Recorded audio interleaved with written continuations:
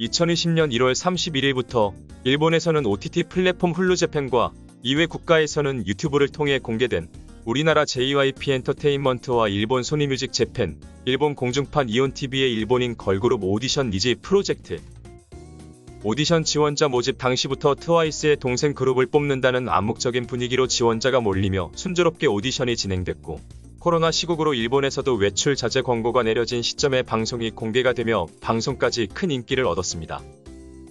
이 방송을 통해 데뷔한 9인조 일본인 걸그룹 니즈는 프리 데뷔곡 메이크 유어 해피 뮤직비디오가 유튜브 조회수 1억 뷰를 넘기고 데뷔일 기준 최단 기간 만에 일본 연말 음악방송 홍백화 합전에 출연하는 등 큰 인기를 얻었습니다. 그룹도 인기였지만 이 프로젝트를 주도했던 프로듀서 JYP도 일본에서 큰 인지도를 얻고 화제가 됐습니다. JYP가 참가자들에게 했던 말들이 어록이 되었고, JYP는 소니 뮤직 재팬을 통해 일본에서 베스트 음반도 발매하고 일본 콘서트를 개최하기에 이릅니다. 이때 트와이스의 히트곡 낭낭 뮤직비디오에 카메오 출연한 것도 재조명되기도 했습니다. 하지만 뭐니뭐니 해도 가장 주목을 받은 것은 JYP가 방송을 통해 보여준 아이돌 프로듀서 혹은 심사위원으로서의 모습이 기존 일본의 아이돌 프로듀서, 오디션 방송 심사위원과 결이 달랐다는 것이었습니다.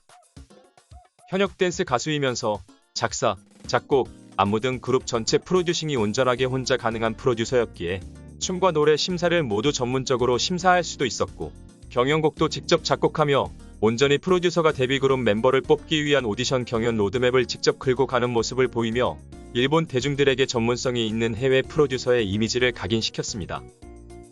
또 이번 오디션에서는 공기반 소리반 같은 다소 모호한 심사는 없었고, 세심하게 참가자들의 장단점을 짚어가며 코치를 하면서도 맥락 없이 다그치거나 소위 독설 심사를 하는 것이 아니라 부드러우면서도 때론 단호한 어조로 조언을 하는 형태로 심사를 하면서 오디션 방송 특유의 긴장감이 있으면서도 힐링이 되는 요소가 있는 오디션 방송이라는 평을 받기도 했습니다. 여기에 부수적이지만 미국 진출 경력이 부각되며 글로벌 활약이 가능한 일본인 걸그룹을 만들어 줄 것이라는 기대감도 커졌습니다. 이러한 성공은 일본 엔터업계의 소위 JYP와 같은 프로듀서가 되고 싶다는 목표를 가진 이들이 등장하는 흐름을 만들었습니다. 하지만 당장 JYP처럼 작사, 작곡 같은 음악 프로듀싱과 안무 창작 등의 무대 프로듀싱을 총괄해서 주도할 수 있는 능력을 지닌 일본인 프로듀서도 거의 없었지만, 일단 오디션 참가자들과 숙소만 준비되어 있으면 사내에 갖춰진 트레이닝 시설과 각 분야의 트레이너들, 그리고 녹음실과 식당까지 활용해 오디션 경연을 돕고 경연을 진행하는 게 가능한 시스템을 갖춘 회사도 드물었습니다. 또 니지 프로젝트는 일부러 프로 가수들이 설법한 세트장에서 경연을 했지만, 마음만 먹으면 경연 무대도 JYP 사내의 공간에서 일어나 해서 가능한 시설이 있음이 이미 많은 방송을 통해 알려져 있기도 했을 정도로 데뷔 준비를 위한 시스템이 잘 갖춰진 곳이었습니다. 그런 상황에서 니지 프로젝트의 방송이 인기를 끌면서 탈락자들도 소위 데뷔 준비가 JYP 트레이닝을 통해 어느 정도 완성되었다는 판단을 했던 일본 엔터계는 다양한 기획을 통해 탈락자들을 흡수하여 새 걸그룹 프로젝트를 꾸렸습니다. 탈락자 타니야 쿄카를 영입해 2021년 2월 22일 세계에서 싸울 수 있는 걸그룹을 만들겠다며 공개한 걸그룹 프로젝트 기부행기부는 유료 팬클럽이랄 수 있는 그로버 가입자를 모아 10,000명의 그로버를 확보하면 8인조 데뷔를 한다는 기획으로 일단 타니야 쿄카를 포함한 3명의 멤버를 공개했으나 1년 동안 멤버 1명을 충원하는 최소 인원수였던 1000명의 그로버조차 확보하지 못해 1년 만에 해체했고, 이케마츠 리리아와 타니가와 히나를 영입해 데뷔 준비를 하던 걸그룹 인스파이어는 SKE48, AKB48 매니저 출신 유아사 히로시가 프로듀싱을 맡았으나 프리 데뷔곡 발표 당시부터 어설프게 K-팝을 의식한 듯 CG를 활용하면서도 너무 저화질이 티나는 저예산 뮤직비디오로 아쉬운 결과물을 내놓더니 정식 데뷔 전에 이미 이케마츠 리리아가 탈퇴를 해버렸고, 결국 몇 차례 멤버 변동을 거쳐 2024년 7월에 6인조 멤버가 확정되고 나서야 정식 데뷔를 하는 등 쉽지 않은 활동을 이어가는 중입니다. 또 2023년 일본 동영상 플랫폼 아베마를 통해 공개된 걸그룹 오디션 방송 걸스 히어로에 참가했던 히라이 모모카는 데뷔그룹 네온크로스의 멤버로 확정되었으나 아예 회사가 경영난으로 정식 데뷔를 무산시키면서 걸그룹 데뷔에는 실패하게 됐습니다.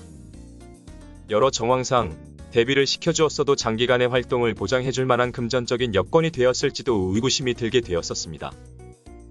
결국 오디션을 주도적으로 이끌면서 전문성 있는 모습으로 일본 아이돌 팬덤이나 대중들에게 각인시킬 만한 프로듀서가 없었던 데다 프로듀싱이나 오디션 진행을 위해 필요한 지원을 해줄 시스템을 갖춘 사옥이나 설비를 보조해줄 기획사도 없었고 그 와중에 장기적인 활동 지원을 해줄 만한 금전적인 힘도 약하다 보니 어설프게 세계 진출, 글로벌 걸그룹 등의 수식어를 붙여 뭔가 해보려 했지만 큰 화제성도 없었고 오디션 진행 과정도 체계적인 서포트가 없던 상태로 급하게 흐지부지가 되어버린 상황이 반복됐습니다. 20년이 넘는 세월 동안 체계적인 트레이닝을 위한 교육 매뉴얼을 만들고 사옥의 시스템화에도 힘쏟은 회사가 이뤄낸 결과물만을 보고 그리고 그 오디션에서 이미 어느 정도 트레이닝을 받은 참가자들을 데려와 우리도 할 수 있다고 외쳤지만 안타까운 결과물만이 쏟아져 나온 것이었습니다.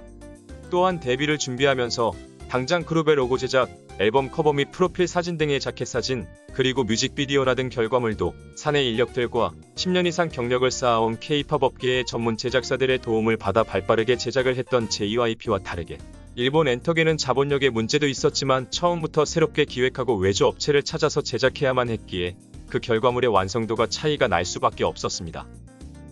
그런 상황에서 프로듀스 101 재팬 더 걸즈에 참가한 니지 프로젝트 참가자 사쿠라이 미유는 데뷔그룹 미아이의 멤버가 되어 CJ와 일본 대형 엔터사 요시모토 흥업의 합작사 라폰의 엔터 소속으로 K-팝 프로듀싱을 받는 일본인 걸그룹의 멤버가 됐고 현재 한국 엔터사의 체계적인 육성 시스템과 금전적인 서포트를 받으며 높은 완성도로 이어지는 프로듀싱 결과물 속에서 인기리의 활동을 이어가는 중입니다. 니지 프로젝트가 종영된 지 4년이 넘었지만 탈락자들을 영입해 뭐라도 해보려던 일본 엔터계 기획들은 사실상 거의 모든 기획이 실패한 상황이 됐고 그 실패에는 그룹 프로듀싱을 전문적으로 도와줄 프로듀서가 없는 상태에서 체계적인 육성 시스템도 갖추지 못한 일본 엔터계의 환경이 있었습니다.